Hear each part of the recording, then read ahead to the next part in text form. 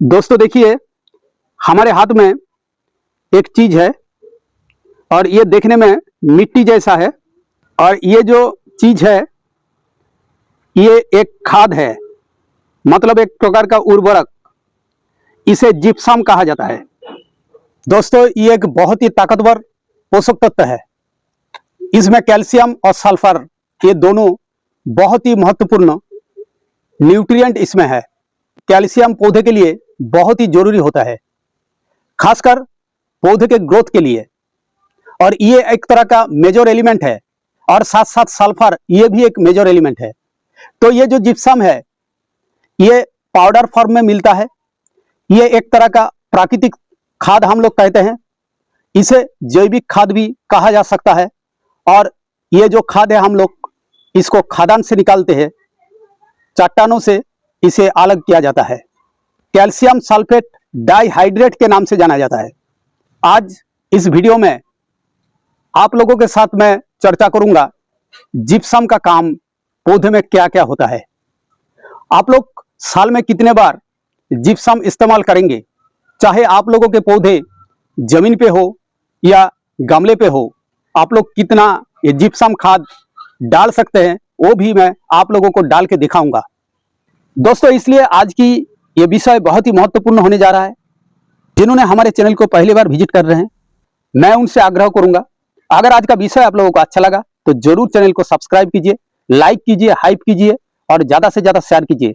और एक अनुरोध है आप लोगों से, पूरे वीडियो को देखिए, तभी आप लोगों को पता चलेगा ये जिप्सम फर्टिलाइजर का काम पौधे में क्या होता है और इसको आप लोग क्यों इस्तेमाल करेंगे। दोस्तों कैल्शियम के बारे में अब मैं आप लोगों को बताता हूं कि कैल्शियम क्या क्या काम करता है। कैल्शियम पौधे के जड़ों के विकास के लिए बहुत ही महत्वपूर्ण होता है।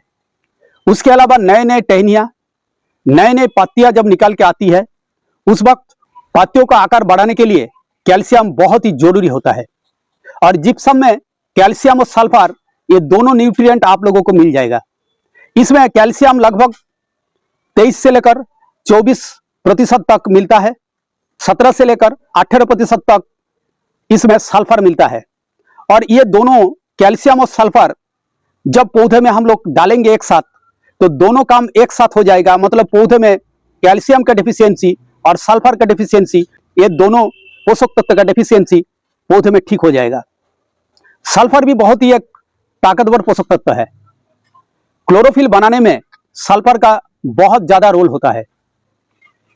आप लोग देखते होंगे जो पौधे में नए नए पत्तियां निकल कर आती है उसमें पीलापन हमको देखने को मिलता है और पत्तियां सिकुड़ जाता है, आकार में छोटा हो जाता है। अगर इस तरह का लक्षण देखने को मिले तो जरूर सल्फर की कमी पौधे में है। इसके अलावा सल्फर फ्लावरिंग स्टेज में बहुत अच्छा काम करता है।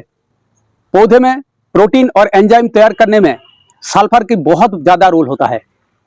और इसकी अगर कमी हो तो पौधे में क्लोरोसिस की बीमारी देखने को मिलता है। यह खाद आप लोग अगर पौधे में डालेंगे, चाहे वो फलों के पौधे हो, फूलों के पौधे हो, इसके अलावा हर एक तरह का जो सब्जी वर्गीय जो फसल होता है, खासकर टमाटर में और तिलहन की जो फसलें होता है जैसे सरसों, उसमें यह सल्फर की रोल बहुत ज्यादा होता है। इसके अलावा प्याज और लहसुन में तीखापन बढ़ाने के लिए सल्फर बहुत अच्छा काम करता है। इसके अलावा फ्लावरिंग स्टेज में फ्लावर से फ्रूट बनने के टाइम ये बहुत अच्छा काम करता है। पौधे में अगर कैल्शियम की कमी हो, खासकर आम के पौधे में आप लोग देखते होंगे जो नए नए पत्तियां निकल के आती है उसका जो अगले का हिस्सा है वो थोड़ा सा जल जाता है। अगर इस तरह का समस्या आप लोगों को देखने को मिले तो जरूर आप लोग समझ लीजिएगा कि ये कैल्शियम का कमी है और ये खाद डालने से ही कैल्शियम का कमी दूर हो जाएगा।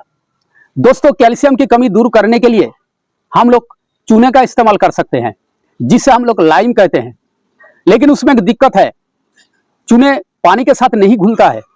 इसके अलावा कभी कभार जो पीएच का डिस्टरबेंस देखने को मिलता है बरसात के बाद, उस वक्त अगर हम लोग चूने को डालेंगे पीएच ज्यादा बढ़ जाता है, कभी कभार पौधे में दिक्कतें देखने को मिलता है।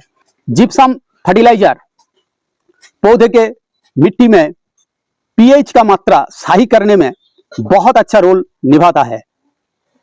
बरसात के टाइम में हम लोग जानते हैं कि मिट्टी का पीएच थोड़ा सा कम हो जाता है और पीएच कम होने के बजाय से पौधे जमीन से बहुत सारे पोषक तत्व लेने में अक्षम होता है। बरसात के टाइम में या बरसात के बाद हम लोग इसको पौधे में डालें तो मिट्टी का पीएच सुधर जाएगा, साथ साथ मिट्टी भुरभुरा सा हो जाएगा। इसके अलावा उसमें पानी का रोक के रखने का जो क्षमता होता है मिट्टी में वो भी बढ़ जाएगा।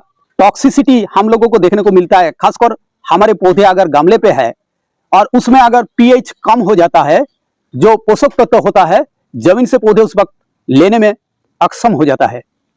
इसे डालने से ही पीएच सही हो जाएगा और मिट्टी में जो टॉक्सिसिटी होता है जिसके वजह से पौधे का रूट डैमेज देखने को मिलता है, इसके अलावा जैसे फंगस की बीमारी, इस तरह का जो बीमारी पौधे में देखने को मिलता है वो सल्फर की कमी से या कैल्शियम की कमियों के वजह से देखने को मिलता है।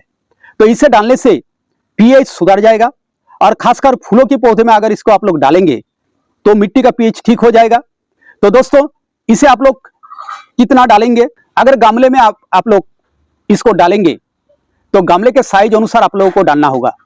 अगर गमले के साइज 10 इंच से लेकर 12 इंच इतना हो तो आप लोग लगभग 15 से लेकर 20 ग्राम तक जिप्सम इस्तेमाल कर सकते हैं। जमीन पे अगर आप लोगों के पौधे हैं तो आप लोग 150 से लेकर 200 ग्राम इसे इस्तेमाल कर सकते हैं। इसके अलावा जैसे आप लोग जमीन पे इसको बुआई के टाइम में इस्तेमाल करेंगे, जैसे धान की खेती अब हो रहा है, इस वक्त आप लोग इसको अगर इस्तेमाल करना चाहे तो पर एकड़ जमीन पे आप लोग 150 किलो मतलब 1.5 क्विंटल तक जिप्सम इस्तेमाल कर सकते हैं। इसे आप लोग जब इस्तेमाल करेंगे मिट्टी में आप लोगों को इस्तेमाल करना होगा। अगर आप लोग इसे घोल के स्प्रे के तौर पे यूज करेंगे, इसे यूज नहीं किया जा सकता है क्योंकि ये पानी के साथ जल्दी नहीं घुलता है, धीरे धीरे ये घुलता है। जब मिट्टी में जाएगा धीरे धीरे पानी के साथ वो नीचे जाएगा और पौधे में ये दो पोषक तत्व कैल्शियम और सल्फर का जो कमी पौधे में है वो दूर हो जाएगा। इसके अलावा इसमें और कुछ पोषक तत्व मिलता है, जैसे इसमें पोटासियम भी कभी कभार मिलता है। इसके अलावा फास्फोरस और सोडियम भी थोड़ा बहुत मात्रा में जिप्सम में रहता है और जिप्सम डालने से ही आप लोगों के पौधे की जो तना है वो मोटा होगा और पौधे धीरे धीरे आकार में बड़ा होगा, पौधे में बहुत ज्यादा ताकत मिलेगा, रूट डेवलपमेंट बहुत अच्छी तरह होगा, फ्लावरिंग और फ्रूटिंग स्टेज में बहुत अच्छा काम करेगा। तो दोस्तों इसे आप लोग जरूर इस्तेमाल कीजिए। साल में 3 से लेकर 4 बार आप लोग इसे इस्तेमाल करें, डायरेक्ट जमीन पे इस्तेमाल करें। दोस्तों देखिए ये एक मौसम्बी के पौधे है और नींबू के पौधे में इस वक्त हमें जरूर ये खाद डालना ही चाहिए।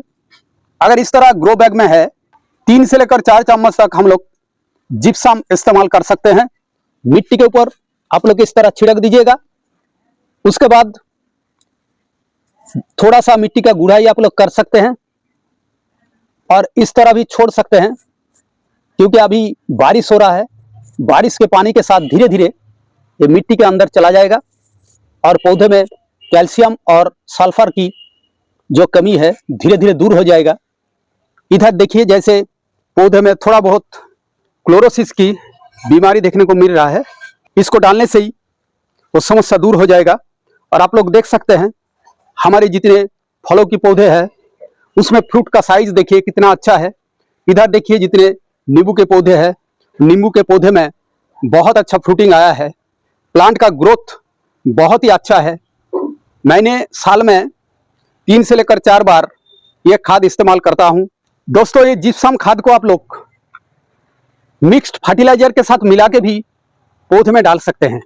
जब आप लोग मिक्स्ड ऑर्गेनिक फर्टिलाइजर बनाएंगे उस वक्त आप लोग इसको डालिए तो मिक्स्ड फर्टिलाइजर में कैल्शियम और सल्फर का मात्रा बढ़ जाएगा और जब आप लोग वो मिक्स्ड फर्टिलाइजर पौधे में डालेंगे तब कैल्शियम और सल्फर मिल जाएगा।